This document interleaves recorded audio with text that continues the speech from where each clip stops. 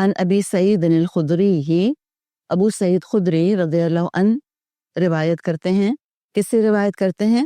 ان رسول اللہ صلی اللہ علیہ وسلم سے روایت کرتے ہیں کہ آپ نے فرمایا، قال، آپ نے فرمایا، اذا خلص المؤمنون من النار، جب مومن آگ سے نجات پا لیں گے، یعنی پولیس رات پر سے گزر جائیں گے بخیر و عافیت، جتنا بھی وقت لگے کم یا زیادہ، تو ایمان والے نجات پا لیں گے آگ سے. ہمیں ہمیشہ خیال یہ آیا کرتا تھا کہ آگ سے نجات پائیں گے اور جنت میں داخل ہو جائیں گے، لیکن نہیں، ایک مرحلہ بیچ میں اور بھی آنا ہے جس کا کم ہی لوگوں کو پتا ہے. پولیس رات کا لفظ ہم نے سنا ہے لیکن قنطرہ کا لفظ ہم نے نہیں سنا ہوا. اس حدیث میں انشاءاللہ ہم اس لفظ کو پڑھ لیں گے. دوزخ سے نجات پانے کے بعد اور جنت میں داخل ہونے سے پہلے ایک اور مرحلہ ہے جسے خالی مومن گزریں گے، جس کا یہاں ذکر ہے. تو انہوں نے آگ سے تو نجات حاصل کر لی، پھر کیا ہوگا؟ حبسوا بقنطرۃ، پھر وہ روک لیے جائیں گے قنطرہ کے اوپر. قنطرہ ایک اور پل ہے، اس کا نام قنطرہ ہے، قنطرہ کہا جاتا ہے اس کو. کہاں ہے یہ؟ بین الجنت والنار، یہ جنت اور دوزخ کے بیچ میں ہے. تو کیا پتا چلا؟ 2 برجز کراس کرنے ہوں گے. ایک تو پل صراط، پل صراط جو ہے دراصل وہ تو ہلاکت اور نجات کا فرقان بنے گا، وہ تو کرائٹیرین بنے گا. گرنے والے گر جائیں گے، اس میں آگ میں گر جائیں گے، اور بچنے والے بچ جائیں گے. جو بچیں گے مومن بچیں گے، ہوں گے تو جنتی، یعنی کہ اب ان کو جہنم کا خوف نہیں ہے. تو اسٹیج وائز، اسٹیپ وائز ہم دیکھ رہے ہیں، معاملہ طے پائے گا، حساب کتاب ہوگا. اس کے بعد پھر پولیس رات پر سے گزریں گے. پولیس رات پر سے جو گزر گیا وہ آگ سے نجات پا لے گا. اب ایک اور سٹیج باقی ہے، اور وہ کیا ہے؟ جنت کی گریڈنگ. ہم نے تو پولیس رات کے بارے میں جب بھی بات کی ہے تو ضرور اس کا ذکر آیا ہے کہ اپنے درجوں کے حساب سے وہ جہنم میں گرتے چلے جائیں گے. یعنی جہنمیوں کی گریڈنگ کہاں ہوگی؟ پولیس رات کے اوپر، کہ کون کس درجے کا جہنمی ہے، اس کو کس درجے کے عذاب میں داخل کیا جا رہا ہے، وہ گریڈنگ پولیس رات پر ہو جائے گی. تب جنت کے بھی تو درجے ہیں، تب جنت کی گریڈنگ کیسے ہوگی؟ اس کا یہاں ذکر آ رہا ہے. اس کا ایک سٹیج، کیا سٹیج ہوگا؟ کہ جب وہ آگ سے نجات حاصل کر لیں گے، حبسوا بقنطرۃ بین الجنت والنار، تو پل پر روک لیے جائیں گے جو کہ جنت اور دوزخ کے بیچ میں ہے. کیا ہوگا وہاں پہ؟ فَيَتَقَاصُونَ مَظَالِمَ كَانَتْ بَيْنَهُمْ فِي الدُّنْيَا، ایک دوسرے سے ان مظالم کا قصاص لیں گے جو دنیا میں ان میں سے کسی نے کسی پر کیا ہوگا. کوئی ظلم اگر کسی مومن نے مومن پر کیا ہوگا تو اب اس کا بدلہ دے گا. اور یہ اللہ تعالیٰ کہاں کر رہا ہے؟ واللہ عالم کتنی دفعہ یہ معاملہ ہوا، پہلے ہوا یا نہیں ہوا. اس سے کتنا طویل دن ہے حشر کا دن، 50,000 سال، کتنے ہی مراحل آئیں گے اس کے اندر، کتنے مختلف معاملات ہوں گے، کتنے مختلف سٹیجز آئیں گے. بہرحال ابھی آخری سٹیج ہے جنت میں داخلے سے پہلے. کیا حکمتیں ہیں، کیا مصلحتیں ہیں اللہ تعالیٰ کی. یہ سارا معاملہ جو ہے وہ وہیں پر کیوں نہ ہو گیا جا کے میزان میں اعمال تل رہے تھے جب اللہ کے آگے پیشی ہوئی تھی. اللہ اپنی حکمتیں، اپنی مصلحتیں بہتر جانتا ہے. تو بہرحال یہاں پر اللہ تعالیٰ ایک دوسرے کے مظالم کا بدلہ دلوائے گا. ہو سکتا ہے اللہ تعالیٰ مومنوں کا پردہ رکھنا چاہتا ہو، اللہ نہ چاہتا ہو کہ وہاں پر یہ معاملہ پیش ہے سب کے سامنے. تو ہیں تو جنتی، لیکن اب یہاں پر ان کا آپس کا معاملہ طے ہوگا. پھر کیا ہوگا؟ حتی اذا نقوا وہذبوا، یہاں تک کہ جب وہ پاک ہو جائیں گے اور ان کی تہذیب ہو جائے گی. حذبوا، تہذیب ہو جائے گی، یعنی پاک صاف ہو جائیں گے. تہذیب کا مطلب کیا ہوتا ہے؟ یعنی صاف ستھرا ہو جانا، ایک طرح سے کسی چیز کی تہذیب کر لینا. تہذیب ہم عام طور پہ کلچر کے لیے، تمیز کے لیے استعمال کرتے ہیں نا. ہم کہتے ہیں تمیز تہذیب، یا فلاں ملک کی تہذیب، اس ملک کا کلچر، یعنی پاک صاف کر لیا جائے گا ان کو. اچھا، اور یہاں ایک بات بھی ہے، ہم نے قرآن میں پڑھا ہے کہ اللہ تعالیٰ ہر طرح کا غل نکال دے گا مومنوں کے دلوں سے. تو وہ حساب کتاب تو اعمال کا ہو گیا ہوگا. اب یہاں پر ہو سکتا ہے غل باقی ہو. یہ ہمیں یہ مضمون بھی حدیثوں میں ملتا ہے کہ اللہ تعالیٰ جنت میں داخل کرنے سے پہلے مومنوں کو نہر حیات، لفظ آتا ہے حیات زندگی، یا نہر حیا، یہ بھی لفظ آتا ہے، اس میں اللہ تعالیٰ مومنوں کو ڈبکی دے گا. تو کیا ہوگا؟ ان کے دل دھل جائیں گے. جتنا بھی غل ہوگا، کوئی تھوڑا بہت دل کا معاملہ ایسا ہوگا کہ شکایتیں ہیں ایک دوسرے سے، ہم کہتے ہیں دل پر بالا یا یا دل اگر میلے ہوں گے تو وہ بھی سارے دھل جائیں گے، اور کیا ہوگا پھر وہ علی سرور متقابلین، اخواناً علی سرور متقابلین، قرآن میں آتا ہے بھائی بھائی بن کے وہ آمنے سامنے مسیریوں پہ تختوں پر بیٹھے ہوئے ہوں گے۔ تو اللہ ہی بہتر جانتے ہیں کیا معاملہ۔ بہرحال اتنا ہمیں پتا چلا کہ وہاں روکے جائیں گے، وہاں پر ان کا پھر قصاص دلوایا جائے گا ایک دوسرے کو، پھر بالکل پاک صاف ہو جائیں گے۔ پھر اذن لہم بدخول الجنہ، پھر اجازت دی جائے گی ان کو کہ اب جنت میں داخل ہو جائیں۔ آپ نے فرمایا فالذی نفس محمد صلی اللہ علیہ وسلم بیدہ، قسم ہے اس ذات کی جس کے قبضے میں محمد کی جان ہے صلی اللہ علیہ وسلم، لأحدہم، جو ہر شخص ہوگا ان میں سے، ہر جنتی جو ہوگا، بمسکنہ فی الجنہ ادل بمنزلہ کان فی الدنیا، ہر جنتی جو جنت میں داخل ہوگا اس کو اپنی جنت ایسی اپنی لگے گی جیسے کہ اس کو اپنا گھر دنیا کا اپنا لگتا تھا، بلکہ اس سے بھی بڑھ کر۔ یعنی ہم امیجن یہ کرتے ہیں نا کہ اپنے گھر سے جب انسان نکلتا ہے اور کہیں جاتا ہے، کتنی بھی اچھی جگہ کیوں نہ جائے، اپنے گھر سے بہتر جگہ کیوں نہ جائے، تھوڑا ٹائم تو اس کو فیملیئر ہونے میں لگتا ہے، تھوڑی دیر کی تو ذرا اس کو پریشانی اٹھانی پڑتی ہے کہ فلاں چیز کہاں رکھی ہے، کسی کے یہاں مہمان بھی جائیں تو پوچھنا ہوتا ہے یہ کچن کس طرف ہے، وغیرہ وغیرہ چھوٹی موٹی چیزیں۔ تو مومن جو جنت میں داخل ہوں گے ان کو اتنا بھی اللہ تعالیٰ مشکل میں نہیں ڈالے گا۔ ہر جنتی جنت میں اپنی جگہ سے دنیا کی جگہ کے مقابلے میں زیادہ آشنا ہوگا، زیادہ فیملیئر ہوگا۔ اور سورہ محمد میں بھی یہ مضمون آتا ہے کہ اللہ تعالیٰ مومنوں کو جنت میں داخل کرے گا، عرفہا لہم، اللہ تعالیٰ نے اس کی پہچان کروا دی ہوگی، کوئی اجنبیت محسوس نہیں ہوگی، کوئی تکلف محسوس نہیں ہوگا، اپنائیت کے ساتھ، بے تکلفی کے ساتھ وہ اپنی جنت میں داخل ہوں گے۔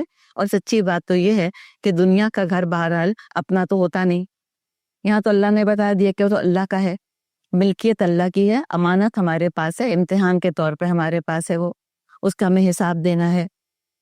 تو یہاں کوئی پوزیسو تو ہو ہی نہیں سکتا، اچیومنٹ کا احساس تو ہو ہی نہیں سکتا۔ اچیومنٹ تو وہ ہوتی ہے جو انسان نے خود حاصل کی ہو چیز، یہ تو اللہ کی دین ہے۔ یہاں پر جنت بھی اللہ کی دین ہے، لیکن بہرحال اللہ خود ہی یہ فرما دے گا کہ تم اپنے عمل کی وجہ سے اس میں آج داخل ہو رہے ہو، تم نے اپنے عمل سے کمائی ہے۔ تو کوئی سینس آف اچیومنٹ اگر کسی کو آئے گا وہ تو پھر جنت ہی میں آنا چاہیے۔ دنیا میں تو صرف ذمہ داریاں ہیں جن کو ادا کر کے سینس آف ریلیف انسان کو آتا ہے، اچیو کرنے کا کوئی احساس نہیں آتا کہ ہم نے کچھ اچیو کر لیا۔ یہ تو کوئی فوز ہے ہی نہیں، یہ تو کوئی فلاح ہے ہی نہیں۔ یہاں تو جان چھٹ جائے انسان کی جہنم سے تو ہم الحمدللہ، جان چھوٹے لاکھوں پائے، یہ تو یہ معاملہ ہے یہاں پر۔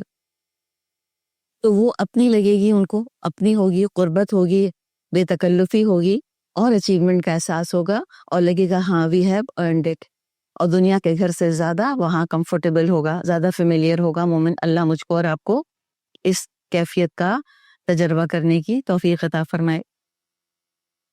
ایک اور ترمذی میں حدیث ہے، ان عبادہ بن صامت، عبادہ بن صامت رضی اللہ عنہ سے روایت ہے، ان رسول اللہ، کہ رسول اللہ صلی اللہ علیہ وسلم قال، آپ نے فرمایا، فی الجنت مئۃ درجۃ، جنت کے 100 درجے ہیں، ما بین کل درجتین، ہر 2 درجوں کے درمیان کتنا فاصلہ ہے، کما بین السماء والارض، جیسا کہ آسمان اور زمین کے درمیان، یعنی دور دور ہیں۔ بعض احادیث میں آتا ہے کہ ادنا درجے کا جنتی اعلیٰ درجے کے جنتی کو ایسے دیکھے گا جیسے تم دنیا میں رہ کر تاروں کو دیکھتے ہو، اتنا فرق ہوگا درجوں کے اندر۔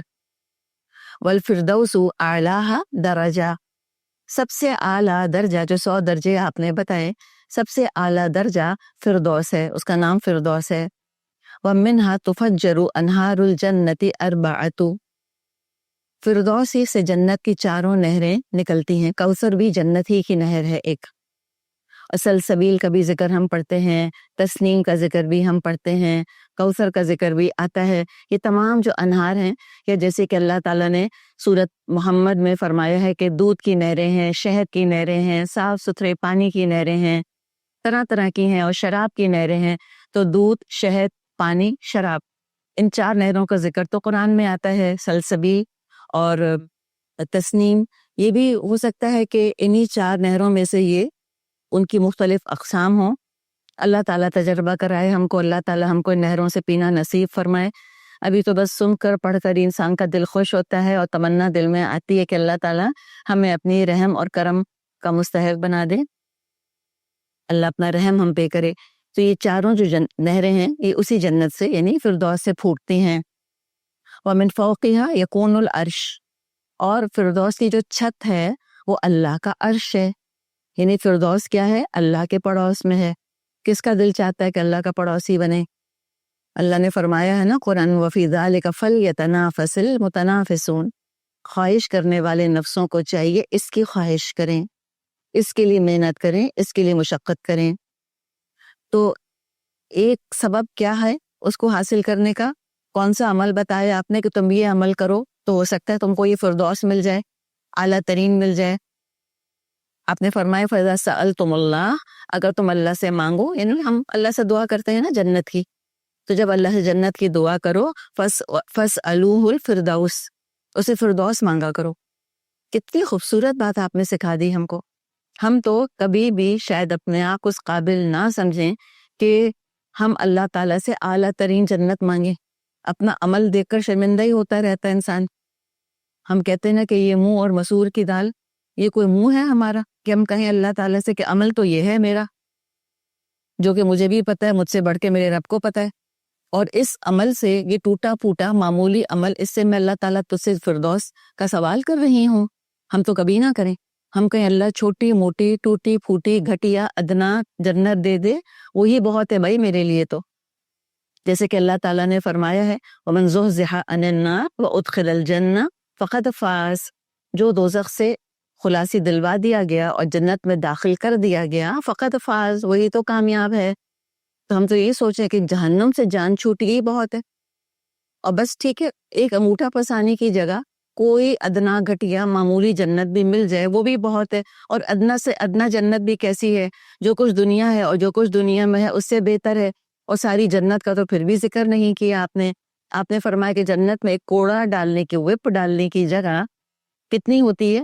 ہارڈلی انچز کے حساب سے، انچز کا آپ نے معاملہ بتایا. اتنی سی چند انچ کی جگہ کسی کو اگر جنت میں مل جاتی ہے تو جو کچھ دنیا اور دنیا میں ہے وہ سے بہتر ہے. لیکن اللہ کے رسول نے ہماری حوصلہ افزائی کی ہے کہ اگر مانگتے ہو تو پھر جنت مانگو، اور جنت کون سی مانگو؟ فردوس مانگو. یعنی جو تمہارے ہاتھ میں اس کو مت دیکھو، جو اللہ دے سکتا ہے اس کو دیکھو، اور اللہ دینے پر قادر ہے. تو جب بھی مانگیں دعا کریں اللہم انی اسألک الجنت الفردوس، اللہ میں تجھ سے جنت الفردوس کا سوال کرتی ہوں، واعوذ بک من النار، اور تجھ سے میں آگ سے پناہ مانگتی ہوں. یہ دعا کرنی چاہیے. تو یہ تو احادیث ہوئی. اب یہ دعا دیکھیں سورۃ التحریم آیت نمبر 11 میں یہ دعا آتی ہے، اور یہ دعا ہے فرعون کی بیوی کی. اللہ تعالیٰ نے امرأۃ فرعون کہا ہے قرآن میں، اس کو نام قرآن میں نہیں آیا، نام احادیث میں آتا ہے.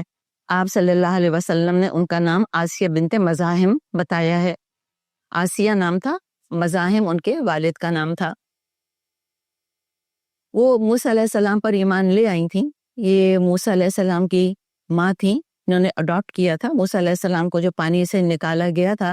تو یہی وہ خاتون تھی جنہوں نے کہا تھا فرعون سے کہ اس کو قتل نہیں کرو، ہو سکتا ہے کہ ہم اس کو اپنا بیٹا بنا لیں اور یہ ہمارے آنکھوں کی ٹھنڈک بن جائے. تو موسیٰ علیہ السلام کو انہوں نے پالا، اور یہ ہم جانتے ہیں کہ بعض دفعہ پیدا کرنے سے زیادہ پالنے کی محبت ہوتی ہے. تو انہوں نے پالا پوسا، بہت محبت کرتی ہوں گی موسیٰ علیہ السلام سے. ان کی دعوت پر جو انہوں نے دعوت پیش کی اسلام کی، اس پر وہ ایمان لائیں. فرعون کو پتہ چل گیا، کہا جاتا ہے بڑے مظالم ڈھائے اس نے ان کے اوپر، بہت ان کو ٹارچر کیا، بہت تنگ کیا، لیکن اپنے ایمان سے اللہ کی بندی ہلی نہیں. آپ صلی اللہ علیہ وسلم نے حدیث میں یہ بیان فرمایا ہے کہ خواتین جو کامل ہوئی ہیں ان میں ایک آسیہ بنت مزاحم بھی ہیں. تو اعلیٰ ترین جو رتبہ دیا گیا ہے دنیا میں خواتین میں سے کسی خاتون کو، تو وہ 2 خواتین کا خاص طور پر ذکر ملتا ہے، ایک مریم علیہ السلام اور ایک آسیہ علیہ السلام. اور پھر ہمیں ختیجہ رضی اللہ عنہا اور فاطمہ رضی اللہ عنہا اور عائشہ رضی اللہ عنہا کے فضائل کے بارے میں بھی حدیث میں ذکر ملتا ہے. لیکن فی الحال جو ہمارا ٹاپک ہے اور ہمارا فوکس ہے وہ آسیہ پر ہے علیہ السلام. تو جب اتنا تنگ کیا فرعون نے، تو انہوں نے اللہ تعالیٰ سے یہ دعا کی. شوہر کافر تھا، وہ محل بھی کاٹ کھانے کو دوڑتا ہوگا ان کو، اگر فرعون ٹارچر نہ بھی کرتا، لیکن وہ مینٹل ٹارچر، وہ ایک اسپرچل ٹارچر کافی تھا کہ میں کافر کے گھر میں ہوں. تو محل بھی ان کو اچھا نہ لگتا تھا، اس لیے کہ دل کو سکون نہیں تھا. تو انہوں نے اللہ تعالیٰ سے کیا دعا کی ربی، اے میرے رب، ابنی، تو بنا دے، لی، میرے لیے، عندکا، اپنے پاس. دیکھیں، پہلے اللہ کے قرب کی دعا کر رہی ہیں. جنت کے درجے تو الگ کہ اللہ تیرا قرب چاہیے مجھ کو. اللہ تو اپنے پاس کیا بنا دے میرے لیے، بیتن، ایک گھر بنا دے، فی الجنہ، جنت میں. اللہ جنت میں میرے لیے اپنے پاس ایک گھر بنا دے. شاید ان کو پتا ہو یا نہ پتا ہو، لیکن اعلیٰ ترین جنت انہوں نے اپنے رب سے مانگ لی. تو بعض دفعہ دعائیں جو ہیں وہ بھی ہمارا عمل مضبوط کر دیتی ہیں. کیا پتا اس دعا کی برکت سے ان کے قدم جم گئے ہوں، ان کا عمل پختہ ہو گیا ہو. جو فرعون نے تنگ کیا، ٹارچر کیا، تشدد کیا ان کے اوپر، تو تمام تشدد یہ اللہ کی بندی برداشت کرتی چلی گئی، اس لیے کہ اللہ نے یہ دعا قبول کر لی. اور جس کے لیے جنت کی دعا قبول ہو جائے وہ اپنے صالح عمل سے ہلتا ہٹتا نہیں ہے، اور اعلیٰ ترین جنت مانگی ہے تو خود ہی ان کا عمل یعنی ساتھ ساتھ اٹیچ ہوا ہے. اعلیٰ ترین جنت کوئی مانگے گا تو اللہ دنیا میں اعلیٰ ترین عمل کی توفیق دے دے گا. تو دراصل دعا ہمارے ارادے کا اظہار ہوتی ہے. جب ہم اپنے ارادے کا اظہار کرتے ہیں تو اس سے ہمارے اندر ریزولو پیدا ہوتا ہے، پختہ ارادہ پیدا ہوتا ہے، ہمت آتی ہے انسان کے اندر. جیسے کہ بچوں نے ارادہ کیا کہ ان کو بہت اچھی یونیورسٹی میں داخلہ لینا ہے، تو جب انہوں نے سوچا کہ ہم تو best of the best university میں اپلائی کریں گے، تو ظاہر ان کی محنت کا طریقہ اس بچے کی محنت سے مختلف ہوگا. جس نے یہ سوچا ہے کہ میں ایوریج ہے، بلو ایوریج ہے، جہاں کہاں بھی داخلہ مل گیا چلو میں لے لیتا ہوں، اس کو اپنے گریڈز کی کیا فکر ہوگی؟ اتنی تو فکر نہیں ہوگی جتنی اس بچے کو فکر ہوگی جس نے کہ اپنا ہدف بنایا ہوا ہے. مثال کے طور پہ MIT کو یا ہارورڈ کو یا آکسفورڈ کو یا کسی ایسی یونیورسٹی کو اگر بنایا ہے، وہ تو پھر الگ ہی لیول ہے اس کا.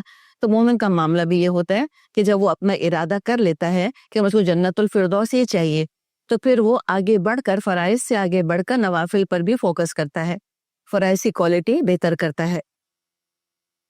تو اللہ تعالیٰ نے کیسی دعا قبول کری اور کیسا اللہ تعالیٰ نے پھر ان کو کامل کر دیا. کامل خواتین میں مریم اور کامل خواتین میں آسیہ کا نام آتا ہے. تو بہت ہی خوبصورت دعا ہے. کوئی خاتون اب کہہ نہیں سکتی کہ میرا میاں مجھ کو عمل نہیں کرنے دیتا.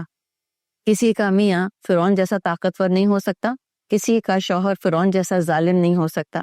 بعض روایات میں یہ بھی آتا ہے کہ فرعون نے ایک کھڈا گڑھا کھود کے آدھا ان کو اس میں گاڑ دیا تھا، اور پھر آگ کا عذاب دیا کرتا تھا، جلاتا تھا، چیزیں چبایا کرتا تھا، ٹارچر کرتا تھا. ایسا تو کسی کا بھی شوہر نہ ہوگا. اللہ تعالیٰ اپنے پناہ میں رکھے ہم سب کو. تو اب ان کی مثال کے بعد کسی دنیا کی عورت کے پاس اب یہ بہانہ نہیں بچا کہ میرے ہسبینڈ مجھ کو عمل نہیں کرنے دیتے. نہیں، اللہ نے نمونہ بتا دیا کہ جو عمل کرنا چاہتا ہے، جو عمل کرنا چاہتی ہے وہ کر لیتی ہے. تو اپنی گمراہی، اپنی بے عملی کا الزام ہم کسی کے کندھے پہ نہ رکھیں، یہ کام نہیں آئے گا. قرآن نے کہہ دیا، سورہ تحریم ہی میں یہ آتا ہے، اللہ تعالیٰ کہہ دے گا قیامت کے دن لوگوں سے کہ یا ایھا الذین کفروا، اے وہ لوگوں جنہوں نے کفر کیا، لا تعتذروا الیوم، آج معذرتیں پیش نہ کرو، تم بہانے نہ بناؤ کہ یہ وجہ تھی اور وہ وجہ تھی. یہ مثال اللہ تعالیٰ نے بتا دی ہے، اور ان کی مثال بھی اللہ تعالیٰ نے ہمیں سورۃ التحریم میں کہ مریم کی مثال ہے اور آسیہ کی مثال ہے. دیکھو یہ خواتین تھیں جنہوں نے کہ اعلیٰ ترین درجہ حاصل کر لیا نیکی کا. تو جنت کے درجوں میں ایکوالٹی ہے. اللہ نے یہ کہیں نہیں کہا کہ فردوس میں صرف مر جائیں گے، عورتیں تو جا ہی نہیں سکتی. ہم عمل کرنے والی تو بنے انشاءاللہ تعالی. کوئی نیا گھر بنے، اپنا گھر بھی بہت اچھا لگے، کبھی کمفرٹیبل گھر ہے الحمدللہ، یا اللہ تعالیٰ نے ارمان پورا کیا. اور زندگی میں ایک ارمان سب کا ہوتا ہے، مرد ہو یا عورت، کہ میرا گھر بن جائے، میری چھت اپنی ہو. اللہ تعالیٰ نصیب فرمائے ہم سب کو. اگر یہ گھر بنا اس میں گئے تو ساتھ ساتھ ضرور یہ دعا کریں کہ یہ تو بہرحال عارضی ہے، اتنا بھی کمفرٹیبل کیوں نہ ہو، چھوڑ کے تو جانا ہی ہے، تو کیوں نہ پھر ساتھ ساتھ دعا کر لی جائے کہ اللہ جب تو نے دنیا میں ٹھکانہ دیا ہے تو اللہ آخرت میں بہترین ٹھکانہ مجھ کو عطا فرما۔ اور چاہے نیا گھر نہ بھی ہو، اپنے ہی گھر میں بیٹھے ہیں ہم اور اپنا گھر اچھا لگ رہا ہے تو ساتھ ہی ساتھ پہ دعا کر لیا کرے کہ رب ابن لی عندک بیتن فی الجنہ، اللہ اپنے پاس میرے لیے جنت میں گھر بنا دے، بیتن ایک گھر بنا دے جنت میں۔